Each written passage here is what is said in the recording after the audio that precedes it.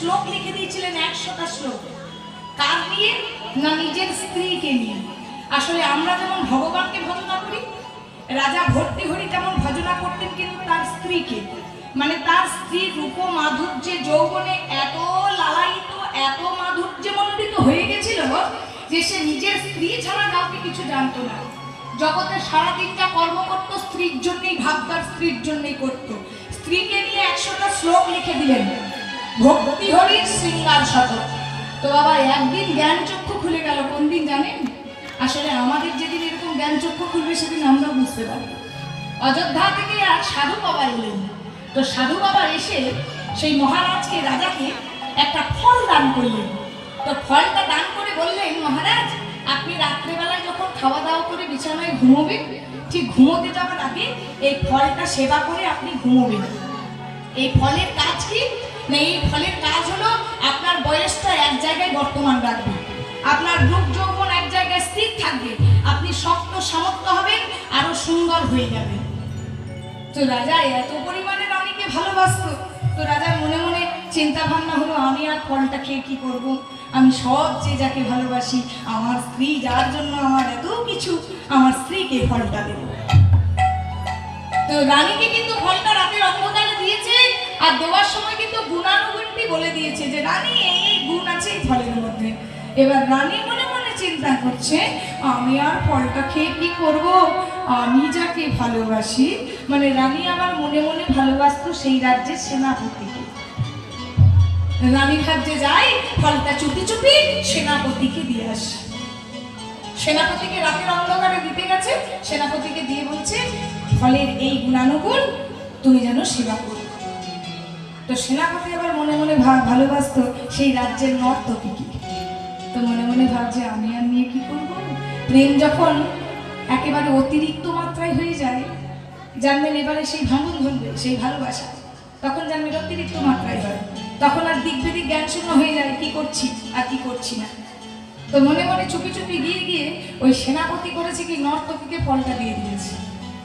ফলটা দেওয়ার পর যেই না গুণানুগুণের কথা বলেছে, এবার নর্তকী কিন্তু মনে মনে খুব ভাবছে যে এই ফলটা যদি আমি খাই, আমার যৌবন যদি এক জায়গায় বর্তমান থাকে, বয়সটা যদি একই জায়গায় ধরে রাখি, তাহলে আমার মতন মেয়েকে কত পুরুষ ভোগ করবে। নর্তকীর স্বভাবে তার পেটের চালনায়, পেটের দায়ে তাকে রাজপ্রাসাদে নৃত্য করতে হতো ঠিকই, কিন্তু তার মনটা, হৃদয়টা ছিল বড় কোমল। ওই জন্য বাইরে থেকে কাউকে কোনোদিন দেখে বিচার করতে বসবেন না, ভেতরটা পরিশোধন করে বিচার করতে। নর্তকী নয়নের জলে ভাসছে, মনে মনে ভাবছে, ফলটা খেলে আরো 10টা পুরুষের ক্ষতি হবে, আরো 10টা সংসার ভেঙে যাবে। আমি বরং এক কাজ করি, ফলটা খেলে প্রকৃত যার উপকার হবে, এই সমাজের, এই দেশের যা মঙ্গল হবে, আমাদের মতন বহু মানুষকে যে ছত্র ছায়ায় বাঁচিয়ে রেখেছে, এই ফলটা নিয়ে গিয়ে রাজাকে দিয়ে আসি। নর্তকী চুপি চুপি গিয়ে মহারাজকে প্রণাম করে ফলটি হাতে তুলে দিয়ে তার গুণানুগুণটি বলেছে। আর যেই না গুণানুগুণটি বলেছে, চমকে গেছে মহারাজ, তুমি ফলটা কোথায় পেলে? মহারাজ, ফলটা আমার সেনাপতি দিয়েছে। সেনাপতিকে ডাকা হোক। এই সেনাপতি, বলো ফলটা তুমি কোথায় পেলে? সেনাপতি মনে মনে চিন্তা করছে, আমি সত্যি বললেও আমার মৃত্যু হবে, আর মিথ্যা বললেও আমার মৃত্যু হবে। আমি যদি সত্যি বলি রানীমা দিয়েছে, মৃত্যু হবে, আর আমি যদি মিথ্যা বলি তাহলে প্রমাণ পেলে আমার মরণ হবে। তাহলে মরণ যদি হতেই হয়, তাহলে জগতে ধর্ম করেই মরা ভালো, সত্যি কথা বলেই মরা ভালো। এবার সাহস করে বলে দিয়েছে, মহারাজ মৃত্যু যখন আমার সামনে, আমি সত্যি কথা বলি, এই ফলটা আপনার স্ত্রী রানীমা আমায় দিয়েছে। সঙ্গে সঙ্গে জ্ঞান চক্ষু খুলে গেল রাজা।